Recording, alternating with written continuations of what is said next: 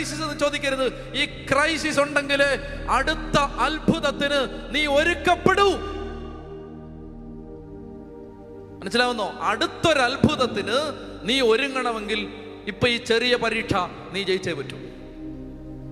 അതുകൊണ്ടാണിത്. അപ്പൊ ഈ കൊച്ചു മരിച്ചപ്പോ പഴയ നിയമത്തിൽ ആദ്യമായിട്ടാണ് ഒരു പ്രവാചകൻ മരിച്ചവനെ ഉയർപ്പിക്കുന്നത്. ആദ്യമായിട്ട്, ഫസ്റ്റ് ടൈം. ഇതിനു മുമ്പ് ആരും മരിച്ചവരെ ഉയർപ്പിച്ചിട്ടില്ല. പഴയ നിയമത്തിൽ ആദ്യമായി, ഇസ്രായേലിന്റെ ചരിത്രത്തിൽ ആദ്യമായിട്ടൊരു പ്രവാചകൻ മരിച്ചവനെ ഉയർപ്പിക്കാൻ.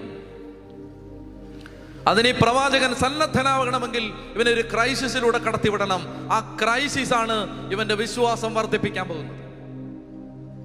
അതുകൊണ്ട് പ്രശ്നങ്ങൾ, പ്രയാസങ്ങൾ, പ്രതിസന്ധികൾ, വേദനകൾ ജീവിതത്തിൽ വരുമ്പോൾ ഉടനെ എന്തിനാണ് ഈ പ്രശ്നം തന്നത്, എന്തിനാണ് എന്നെ, അങ്ങനെ ചിന്തിക്കരുത്. ഈ പ്രയാസം ഉണ്ടെങ്കിൽ നിന്റെ മേൽ ഒരു അഭിഷേകം ഇറങ്ങൂ. ഈ